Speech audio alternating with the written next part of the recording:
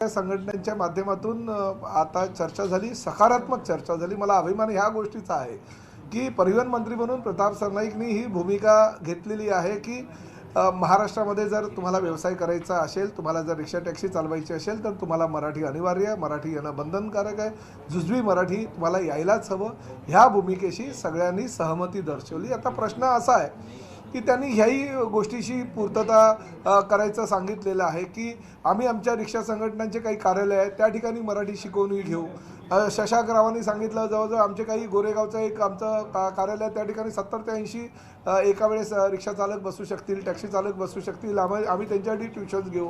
काही लोकांनी सांगितलं आम्ही आमच्या कार्यालयामध्ये घेऊ, काही लोकांनी सांगितलं आम्ही हॉल त्यासाठी भाड्यानं घेऊ।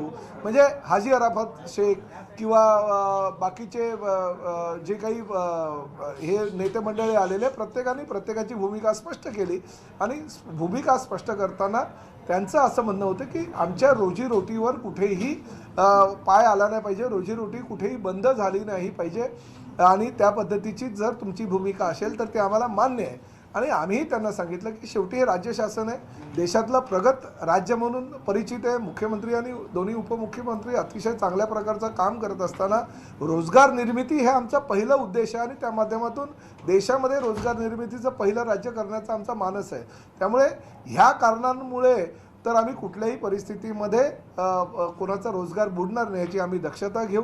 परंतु शेवटी तुम्ही जर असं म्हणाल की नाही आम्ही महाराष्ट्रात राहू, व्यवसाय करू, आम्ही रिक्षा चालू, आम्ही टॅक्सी चालू, परंतु आम्ही कुठल्याही परिस्थितीमध्ये हिंदीमध्येच बोलणार, मराठी बोलणार नाही, हे चालणार नाही।